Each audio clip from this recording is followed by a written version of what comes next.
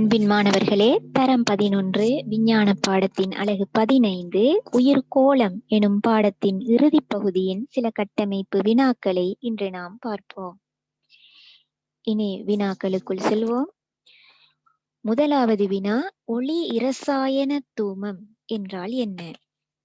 ஒளி இரசாயன தூமம் என்பது வளியில் மாசுக்களாக விடப்படுகின்ற, அதாவது சுவட்டு எரிபொருட்களை எரிக்கும் போது ஏற்படும் தகனத்தின் மூலமாக தோன்றும் புகையில் காணப்படக்கூடிய நைதரசன் ஒட்சைட்டு மற்றும் ஐதரோ கார்பன் சேர்வை போன்றன சூரிய ஒளியின் மூலம் வரக்கூடிய நச்சு கதிர்களால், யூவி போன்ற நச்சு கதிர்களால் இரசாயன தாக்கத்துக்கு உட்பட்டு ஓசோன் போன்ற சில துணை மாசுக்களை உருவாக்குவதால் ஏற்படக்கூடிய அசாதாரண நிலை என்று நாம் குறிப்பிடலாம். இந்த அசாதாரண நிலையினால் இங்கு உங்களுக்கு அவதானிக்க கூடியதாக இருக்கும், வளிமண்டலத்தில் ஏற்படுகின்ற இந்த மாற்றத்தினால் ஒரு மங்கலான நிலையே வளிமண்டலத்தில் காணப்படும். அதாவது இந்த தூசி துணிக்கைகளினால் படர்ந்த ஒரு நிலையே இங்கு காணப்படும். இது வளிமண்டல மாசாக்கம் அடைந்த ஒரு நிலையாக காணப்படும். அந்த வகையில் நீங்கள் ஒளி ரசாயன தூமம் என்றால் என்ன என கேட்கப்படும் போது, ஒளி ரசாயன தூமம் என்பது வளியில் மாசுக்களாக விடப்படுகின்ற சில சேர்வைகளால் சூரிய ஒளியில் இருந்து வரும் நச்சு கதிர்களுடன் இவை தாக்கத்துக்கு உட்பட்டு துணை மாசுக்கள் உருவாக்கப்படுகின்ற செயற்பாடு என்று குறிப்பிடலாம். இரண்டாவது வினா, ஒளி ரசாயன தூமம் காரணமாக ஏற்படும் பாதகமான விளைவுகள் 2 தருக. இங்கு நீங்கள் பார்த்தீர்கள், இந்த மங்கலான நிலை காரணமாக வளிமண்டலத்தின் ஊடாக எமக்கு தெளிவாக பார்ப்பதில் தடங்கள் ஏற்படும்.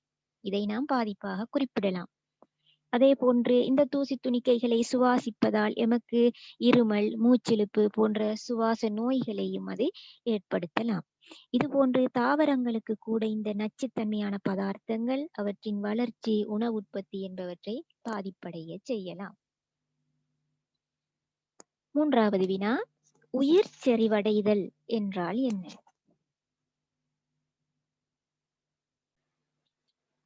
உயிர் செறிவடைதல் தொடர்பாக நாம் பார்ப்போம். உயிர் செறிவடைதல் என்பது டிடிடி, இரசம், கட்மியம் போன்ற பார உலோகங்கள், அதாவது நிலைத்திருக்கக்கூடிய பிரிந்தழியும் தன்மை குறைந்த சில சேர்வைகள் நீரில் அல்லது தரையில் விடப்படும் போது அந்த சேர்வைகள் உற்பத்தியாளர்களால் அவை போசனை மூலம் பெற்றுக்கொள்ளப்படும். இத்தகைய சேர்வைகள் அவ்வுயிர் அங்கிகளில் இலகுவில் பிரிந்தழிவதில்லை. அத்தகைய சேர்வைகள் அவ்வுடலில் தொடர்ச்சியாக செறிவாக்கம் அடைதலே உயிரியல் செறிவாக்கம் என்று நாம் குறிப்பிடுகின்றோம்.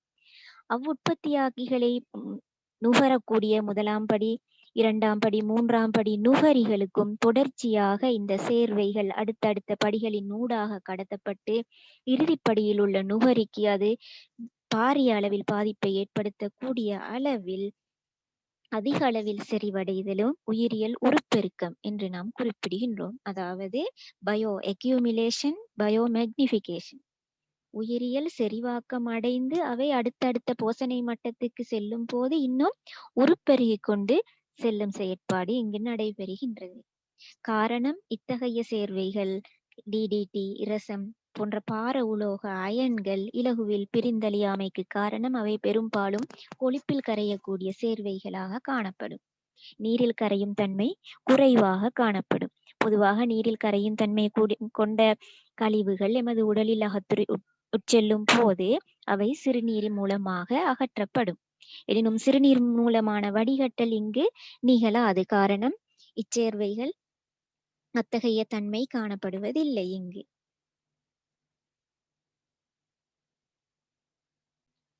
நாம் வினாவை பார்ப்போம். உயிர் செறிவடைதல் என்றால் என்ன என்று கேட்கப்படும் வினாவுக்கு, உணவுச் சங்கிலியில் ஒரு போசனை மட்டத்தில் இருந்து அடுத்த போசனை மட்டத்துக்கு செல்லும் போது நச்சுத்தன்மை கொண்ட பார உலோகங்கள் போன்ற நச்சுத்தன்மையான இரசாயன மாசுக்கள் செறிவடைந்து செல்லுதல் என்று குறிப்பிடலாம். 4வது வினா, உயிர் செறிவடைவதால் ஏற்படக்கூடிய பாதிப்புகள் 2 தருக. அதாவது 1, நீண்ட காலம் இவை அழிவடையாமல் காணப்படும். 2, அங்கிகளின் ஊடாக இவை அசையக்கூடியவையாக காணப்படும். அதனாலே உணவு தொடர்பின் ஊடாக ஒரு அங்கியிலிருந்து அடுத்தடுத்த அங்கிக்கு அவை கடத்தப்படுகின்றது. 3 கொழுப்பில் கரையக்கூடிய தன்மையை கொண்டது. அதனால் தான் சிறுநீரினூடாக இக்கழிவுகள் அகற்றப்படுவதில்லை. அவை தேங்கி நின்று அடுத்தடுத்த போசனை மட்டத்துக்கு பெரும் பாதிப்பை ஏற்படுத்தும். அந்த வகையில் ஒரு உணவுச் சங்கிலியை நாம் எடுப்போமாயினால் உற்பத்தியாக்கியை விட அதிக பாதிப்பை ஏற்படுத்தக்கூடியது இறுதிப்படியில் உள்ள நுகரிக்கே இந்த உயிர்ச்செறிவடைதல் காரணமாக பாதிப்பு ஏற்படும். அடுத்த வினாவை பாருங்கள். 5வது வினா. புல், வெட்டுக்கிளி, தவளை, பாம்பு. ஒரு உணவுச் சங்கிலி இங்கு காட்டப்பட்டுள்ளது. இவ்வுணவுச் சங்கிலியில் உயிர் செறிவடைதல் காரணமாக எவ்வங்கியில் அதிக நச்சுத்தன்மை ஏற்படும்? நாம் பார்த்தோம், உற்பத்தியாக்கியின் மூலமாக அடுத்தடுத்த கட்டங்களுக்கு செல்லும் போது இந்த நச்சுத்தன்மை செறிவடைந்து செல்லும். எனவே இங்கு அதிக நச்சுத்தன்மை பாம்பிலேயே காணப்படும். அடுத்த வினாவுக்கு செல்வோம். இது நட்போசனையாக்கம் யூட்ராஃபிகேஷன் தொடர்பான வினாவாக காணப்படுகின்றது. முதலாவது வினா, நட்போசனையாக்கம் என்றால் என்ன? 2 நட்போசனையாக்கத்துக்கு காரணமான இரசாயன சேர்வைகள் எவை? நட்போசனையாக்கத்தில் பங்களிப்பு செய்யும் அல்கா எவ்விராச்சியத்துக்குரியது? 4 நட்போசனையாக்கத்துக்கு உட்பட்ட நீர்நிலையில் அவதானிக்கக்கூடிய மாற்றங்கள் 2 தருக. நட்போசனையாக்கத்தால் ஏற்படும் பாதிப்புகள் 2 தருக. இவை தொடர்பான வினாக்களுக்கு விடையளிப்பதற்கு முன்னர் நீங்கள் நட்போசனையாக்கம் தொடர்பான ஒரு அறிவை பெற்றிருத்தல் வேண்டும். நட்போசனையாக்கத்துக்கு உட்பட்ட ஒரு நீர்நிலையை நீங்கள் இங்கு அவதானிக்கின்றீர்கள். அதாவது நீர் மாசடையும் ஒரு சந்தர்ப்பமே இந்த நட்போசனையாக்க செயற்பாடு என்று நாம் குறிப்பிடலாம். அதாவது ரசாயன வளமாக்கிகளை அதிகமாக பயன்படுத்துவதால் அவை நீர்முறை அரிப்புக்கு உட்பட்டு கழுவி வரப்பட்டு நீர்நிலைகளை வந்து அடையலாம். அதுபோன்று நீர்நிலைகளில் இடப்படுகின்ற சேதன கழிவு, குப்பைகள் இவை நீரில் கொண்டு வந்து கலக்கப்படலாம். மற்றும் சில துப்புரவாக்கி பதார்த்தங்கள், விலங்கு பண்ணைகளில் இருந்து விடப்படுகின்ற கழிவு நீர்கள், பரிகரிப்பு செய்யப்படாமல் நேரடியாக நீர்நிலைகளுக்கு வெளிவிடப்படுகின்ற தொழிற்சாலை கழிவுகள் போன்றவற்றின் காரணமாக இவை வந்து நீர்நிலைகளை அடையும் போது இவற்றில் காணப்படக்கூடிய நைட்ரேட் NO3- மற்றும் பொஸ்பேட் PO4 நைட்ரேட், பொஸ்பேட் எனப்படக்கூடிய சேர்வைகள் அதிகளவாக இந்த வகை கனிப்பொருள் போசனை பதார்த்தங்கள் அதிகளவாக நீரில் தேக்கம் அடைவதால் அந்நீர்நிலையில் ஏற்படக்கூடிய அசாதாரண நிலை, அதாவது மாசாக்கல் விளைவே நட்போசனையாக்கம் என்று நாம் குறிப்பிடலாம். அதாவது இங்கு கனிப்பொருள் அதிகமாக காணப்படுகின்றது. இதன் காரணமாக பச்சை நிறத்துக்கு காரணம் ஒன்று அங்கு வளரக்கூடிய அல்காக்கள் அல்லது சயனோபாக்டீரியாக்கள் என்று நாம் குறிப்பிடலாம். இனி நாம் வினாக்களுக்குள் செல்வோம்.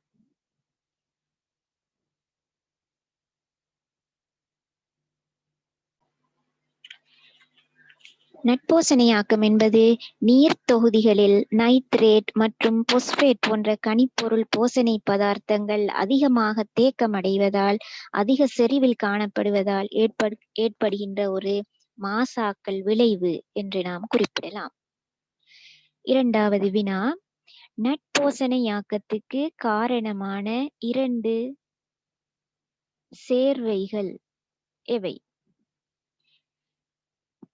நாம் ஏற்கனவே பார்த்தோம், ஒன்று நைட்ரேட் மற்றது பொஸ்பேட் எனும் சேர்வைகள் ஆகும். நட்போசனையாக்கத்தில் பங்களிப்பு செய்யும் அல்கா எவ்விராச்சியத்துக்குரியது? அல்கா அல்லது சயனோபாக்டீரியாக்களின் செயற்பாடே இங்கு நட்போசனையாக்கத்தை ஏற்படுத்துகின்றது. அல்கா எனப்படுவது ஒரு வகை புரோட்டிஸ்டா எனும் ராச்சியத்தில் 2 வகைகள் காணப்படுகின்றன, புரோட்டோசோவாக்கள், அல்காக்கள். அல்காக்கள் பொதுவாக ஒளித்தொகுப்புக்குரியவை. இந்த அல்காக்களிலேயே இந்த நட்போசனையாக்கம் நிகழ்கின்றது. 4 நட்போசனையாக்கத்துக்கு உட்பட்ட நீர்நிலையில் அவதானிக்கக்கூடிய மாற்றங்கள் 2 தருக. நாம் பார்த்தோம், பச்சை நிறமான ஒரு மிதக்கும் படலம் இங்கு தோன்றுவதை அவதானிக்கலாம். அதே நேரம் இங்கு துர்மணம் ஒன்று உருவாகும். இதையும் நாம் அவதானமாக குறிப்பிடலாம். நட்போசனையாக்கத்தால் ஏற்படும் பாதிப்புகள் 2 தருக. இதனை தொடர்புடைய எமக்கு நிறைய குறிப்பிடலாம். இவ்வகையான சயனோபாக்டீரியாக்கள் மற்றும் அல்காக்களின் எண்ணிக்கை அதிகரிப்பதால் இவற்றின் காரணமாக நீரின் மேற்பரப்பை மூடி அவை படலத்தை தோற்றுவிக்கும். இந்த படலம் காரணமாக நீரின் உட்பிரதேசத்துக்கு ஊடுருவி செல்லும் ஒளியின் அளவு குறைவடையும். இதனால் நீர்வாழ் உயிரினங்கள், மீனினங்கள் மற்றும் நீர்வாழ் தாவரங்களுக்கு போதிய அளவு ஒளி கிடைக்காமல் போவதால் அவை இறக்க வாய்ப்பு ஏற்படுகின்றன. இதனால் இறந்த தாவர விலங்கு கழிவுகளினால் நீரில் சேதன பதார்த்தத்தின் அளவு அதிகரிக்கின்றது. சேதன பதார்த்தம் அதிகரிக்கும் போது எமக்கு தெரியும் அங்கு பாக்டீரியாக்களின் தொழிற்பாடு அதிகரிக்கும். எனவே பாக்டீரியாக்கள் அதிகமாக தொழிற்படும் போது பாக்டீரியாக்களுக்கு சுவாசிப்பதற்கு ஒட்சிசன் தேவை. எனவே ஒட்சிசனின் அளவு அங்கு நீரில் பிரிகையாக்கத்துக்காக பயன்படுத்தப்படுவதால் ஒட்சிசனின் அளவு நீரில் சடுதியாக குறையும். இதனையே நாம் உயிரியல் ரசாயனவியலுக்குரிய ஒட்சிசனின் கேள்வி என்று நாம் குறிப்பிடுகின்றோம். பிஓடி என்று நாம் இதை சுருக்கமாக குறிப்பிடுகின்றோம். அதாவது ஒட்சிசனுக்கான தட்டுப்பாடு அதிகரிக்கும். இதனால் நீர்நிலையில் நீர்வாழ் அங்கிகளுக்கு இடையிலான உணவு சங்கிலியில் பெரும் குழப்பமடையும். அதே நேரம் நீரின் கலங்கல் தன்மை அதிகரிக்கும். நீரில் சில பாக்டீரியாக்களினால் வெறுப்பான மனமுடைய சில வாயுக்கள், அதன் தொழிற்பாட்டின் காரணமாக வெறுப்புடைய மனமுடைய வாயுக்கள் தோன்றும். மேலும் இனப்பல்வகைமை சடுதியாக குறைவடையும். நீரின் குடிக்கும் தன்மை, இயல்பான குடிக்கும் இயல்பு குறைவடையும். இப்படி நிறைய காரணங்கள், பாதிப்புகளை எமக்கு குறிப்பிடலாம். அடுத்த வினாவுக்கு செல்வோம்.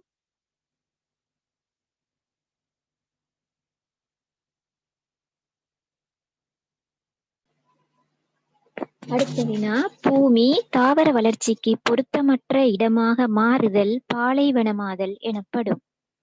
பாலைவனம் தோன்றுவதில் செல்வாக்கு செலுத்தும் காரணிகள் 2 தருக. எனக்கு தெரியும் பூமியானது தாவர வளர்ச்சிக்கு பொருத்தமில்லாத இடமாக மாறுதல் தான் பாலைவனம். இதை ஏற்படுத்துகிற பிரதான காரணியாக எமக்கு குறிப்பிடலாம் காடழிப்பு, அதுபோன்று பச்சை வீட்டு விளைவு, பயிர் நிலங்களின் உப்புச்சரிவு அதிகரிப்பு, மேலும் காலநிலை மாற்றம். ஏதாவது 2 காரணிகளை நீங்கள் குறிப்பிடலாம். இரண்டாவது வினா, ஆக்கிரமிப்பு இனம் என்பது யாது?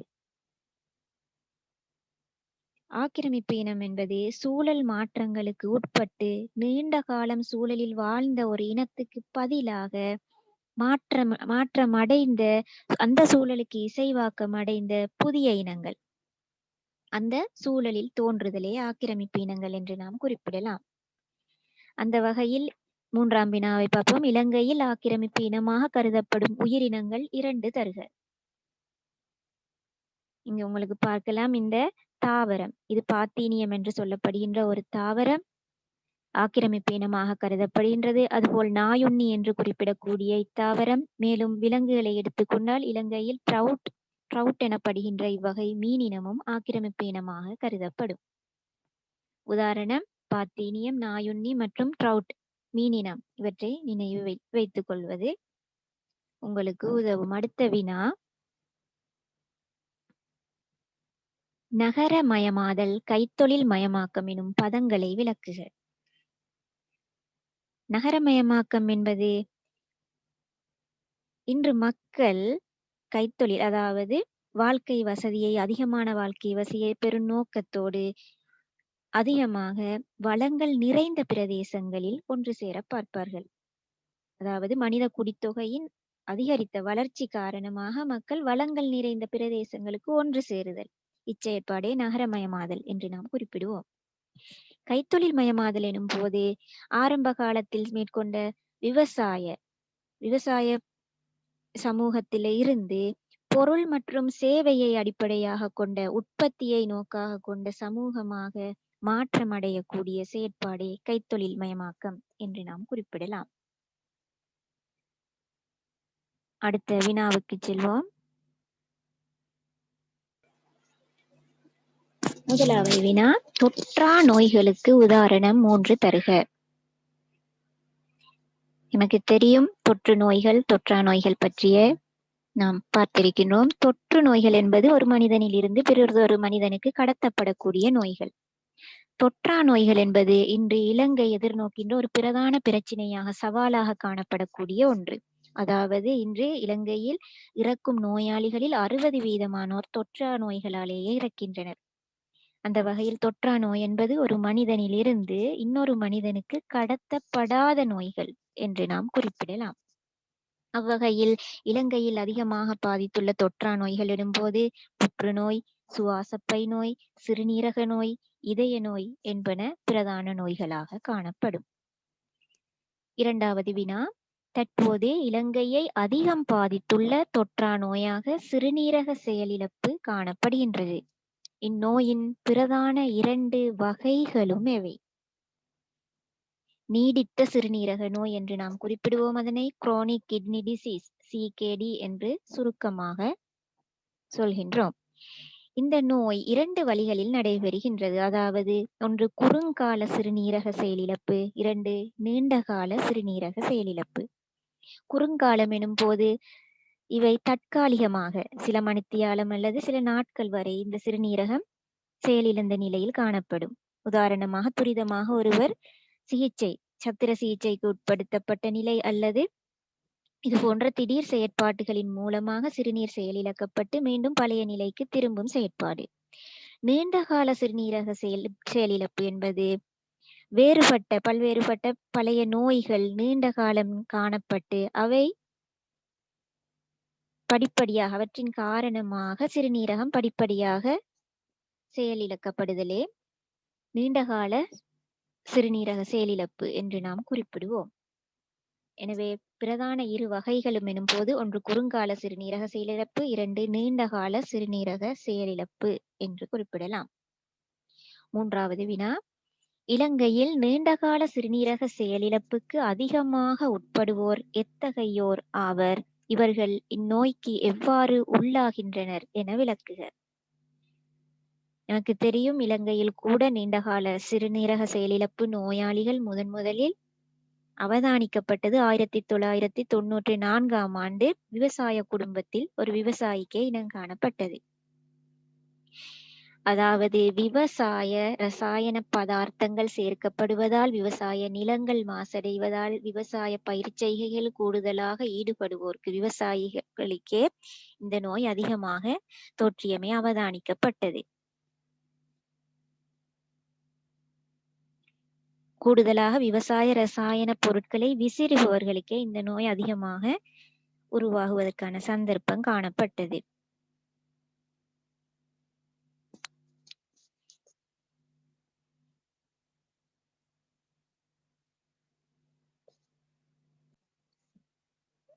இவர்கள் இந்நோய்க்கு எவ்வாறு உள்ளாகின்றனர் என விளக்குக. அதாவது இந்த விவசாய ரசாயன பதார்த்தங்களில் அதிகமாக பார உலோகங்கள் காணப்படலாம். கட்மியம், ஈயம், ஆர்சனிக் போன்ற பார உலோகங்கள், அதுபோல புளோரைட் மிகையாக கொண்ட நீர் இவற்றை விவசாயிகள் நுகரும் போது அவை விவசாய ரசாயன பதார்த்தங்கள் உடலை அடையும். இவற்றின் மூலமாக அவை சிறுநீரகங்களை செயலிழக்க செய்யலாம். இவற்றை சுருக்கமாக எழுதினால் போதுமானது. நான்காவது வினா, அண்மையில் இலங்கையில் அமைக்கப்பட்ட விசேட சிறுநீரக வைத்தியசாலை எப்பிரதேசத்தில் அமைந்துள்ளது? எனக்கு தெரியும், முன்னைய ஜனாதிபதி மைத்ரிபால சிறிசேன அவர்களுடைய காலத்தில் பொலன்னறுவையில் இந்த வைத்தியசாலை அமைக்கப்பட்டது. காரணம், விவசாய பகுதி அதிகமாக நோயாளிகள் இனம் காணப்பட்டதை தொடர்ந்து அங்கு இந்த வைத்தியசாலை அமைக்கப்பட்டது. அடுத்த வினா, நீண்டகால சிறுநீரக செயலிழப்பு நோயிலிருந்து தற்காத்துக் கொள்வதற்கு நீர் மேற்கொள்ளக்கூடிய நடவடிக்கைகள் 2ஐ குறிப்பிடுக.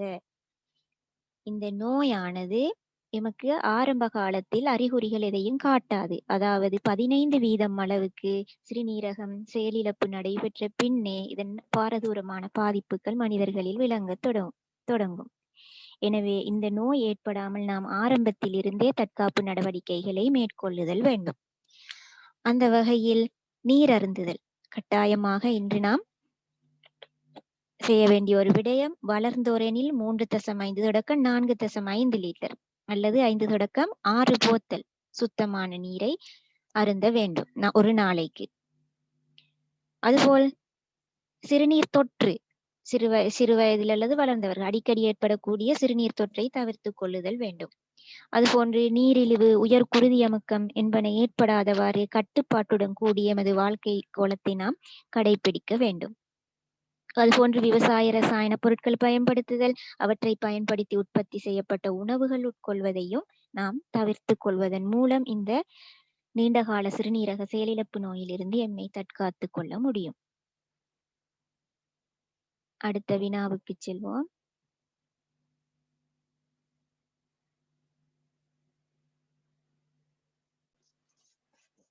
முதலாவது வினா, பேண்தகு அபிவிருத்தி என்றால் என்ன? பேண்தகு அபிவிருத்தி என்பது சூழல் சமநிலை, இயற்கையான சூழல் சமநிலையை பேணி நாம் பயன்படுத்தும் நடவடிக்கைகளை அறிவுபூர்வமாக எதிர்கால சந்ததியினரும் பயன்படுத்தக்கூடிய வகையில் அதனை பயன்படுத்துதலே பேண்தகு அபிவிருத்தி என்று குறிப்பிடலாம். அதாவது இயற்கை வளங்களை பயன்படுத்தும் போது சூழலுக்கு பாதிப்பு ஏற்படாமல் இருக்கவும் வேண்டும், அது சிறப்பான மட்டத்தில் செய்யப்படுதலும் வேண்டும். இதற்காக நாம் திட்டமிட்டு சூழலை முகாமைத்துவம் செய்தல் வேண்டும். விவசாயத்தில் பின்வரும் செயற்பாடுகளை பேண்தகு அபிவிருத்தியாக எவ்வாறு மாற்றலாம் என குறிப்பிடுக. 1. பயிர் செய்கை முறை. நமக்கு தெரியும், பேண்தகு அபிவிருத்தி என்பது எதிர்கால சந்ததியினர் பயன்படுத்தக்கூடிய வகையில் அறிவுபூர்வமாக நாம் மேற்கொள்ளும் செயற்பாடு. அந்த வகையில் பயிர் செய்கையை மேற்கொள்ளும் போது சில பயிர் செய்கையை ஏக இனப் பயிராக அல்லாமல் பல்லின பயிராக நாம் மேற்கொள்ளலாம். இதன் மூலமாக உயிர் பல்வகைமையை நாம் அதிகரிக்கலாம். அதே போன்று ஒரே இனத்துக்கு ஏற்படக்கூடிய சில அழிவுகள் அனைத்து பயிர்களிலும் இருந்து அது பாதுகாப்பு செய்யும். சில ஒரே இன தாவரங்களை மாத்திரம் நடும் போது ஏதாவது ஒரு பாதிப்பால், ஒரு பேடையால், ஏதாவது ஒன்றால் பாதிப்பு ஏற்படும் போது அந்த இனம் அழியும் போது ஏனைய இனங்கள் அழியாமல் அந்த இனம் மாத்திரமே அழியக்கூடியதாக இருக்கும். ஒரே இனத்தை பயிரிடும் போது அனைத்து தாவரங்களும் அதன் மூலமாக அழிய வாய்ப்பு ஏற்படும். இப்படியான பிரச்சனைகளை குறிப்பதற்கு பல்லின பயிர் செய்கை முறை சிறந்த முறையாக காணப்படும். 2. பீடை கட்டுப்பாடு. பீடை கட்டுப்பாடு எனும் போது பீடை கொல்லிகள், ரசாயன பீடை கொல்லிகள் பயன்படுத்தப்படுவதால் தரை, நீர் இவை மாசடைய செய்யப்படுகின்றன. நச்சு பதார்த்தங்கள் கலந்து உடலுக்கும் மனிதனுக்கும் விலங்குகள் தாவரங்களுக்கு இவை பாதிப்பை ஏற்படுத்தும். இதனை தவிர்ப்பதற்கு உயிரியல் முறையான பீடை கட்டுப்பாட்டை நாம் மேற்கொள்ளலாம். அதாவது பயிர்களுக்கு சேதம் விளைவிக்காத வகையில் நாம் பீடை கட்டுப்பாட்டை உயிரியல் முறையாக கட்டுப்படுத்துறது. உதாரணமாக தென்னவண்டி என்பது தென்னம்பயிருக்கு பாரிய அளவு சேதத்தை ஏற்படுத்தக்கூடிய ஒரு பீடையாக காணப்படும். இதனை கட்டுப்படுத்துவதற்கு இரசாயன பீடை கொல்லிகளை பயன்படுத்துவதை விட உயிரின அங்கிகளாலே, உதாரணமாக டிமோக்கியா ஜவானிகா எனப்படக்கூடிய ஒட்டுண்ணி குடம்பிகள் இன்று அதிகமாக பயன்படுத்தி வெற்றியளிக்கப்பட்டு வருகின்றன. இவை உயிரியல் அங்கிகளாலேயே இன்னொரு உயிரினத்தை அழிக்கும் செயற்பாடு. இது சூழல் நேயமிக்கதாக காணப்படும், சூழலை மாசடைய செய்யாது. விலங்குகளை எடுத்துக்கொண்டால் சில நுளம்பு குடம்புகளை அழிப்பதற்கு நீரினங்களில், நீர்நிலைகளில் சில மீன் வகைகளை வளர்ப்பார்கள். அந்த மீன் இனங்கள் குடம்பிகளை அழிப்பதன் மூலம் நுளம்பு தொல்லையிலிருந்து பாதுகாக்கப்படும்.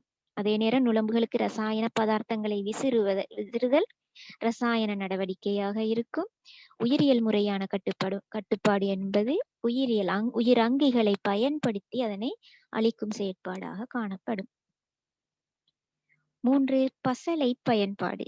பசலை பயன்பாட்டில் ரசாயன பசலைகள், யூரியா போன்ற சேர்வைகளை பயன்படுத்துதல் சூழல் மாசடைதலை ஏற்படுத்தும் என்பதால் நாம் சேதன பசலைகளை பயன்படுத்தலாம். சேதன பசலை என்பது தாவர விலங்கு உடற்பகுதியில் உள்ள அழிந்த ரசாயன சேர்வைகள். இச்சிக்கலான சேதன சேர்வைகளை நாம் பசலையாக பயன்படுத்துவதன் மூலம் சூழல் நேயமிக்க, அதாவது மண்ணுக்கு வளத்தை அதிகரிக்க செய்யலாம். அடுத்த வினா, தேயிலை பயிர் செய்கை, நெற்பயிர் செய்கை, ரப்பர் பயிர் செய்கை போன்ற விவசாய அபிவிருத்தி திட்டங்களுக்காக காடுகள் அழிக்கப்படுவதால் சூழற் சமநிலை பாதிக்கப்படுகின்றன. இதனை தடுக்க நீர் மேற்கொள்ளக்கூடிய பிரதான நடவடிக்கை. எனது அன்றாட விவசாய பயிர் செய்கைகளே தேயிலை, நெல் மற்றும் ரப்பர் போன்றன. இவற்றை பயிரிடுவதும் கட்டாய தேவையாக காணப்படுகின்றதால் இவற்றை பயிரிடும் போதே நாம் கட்டாயம் மீள்வனமாக்கல் என்ற செயற்பாடையும் மேற்கொள்ளுதல் வேண்டும். அதாவது மீள காடாக்கல் செயற்திட்டத்தின் மூலம் காடுகளை உருவாக்குவதன் மூலம் ஒரு காடு அழிப்பின் மூலம் வேறு பயிர் செய்கையை நடுவதால் ஏற்படும் பாதிப்புகள் தடுக்கப்படும்.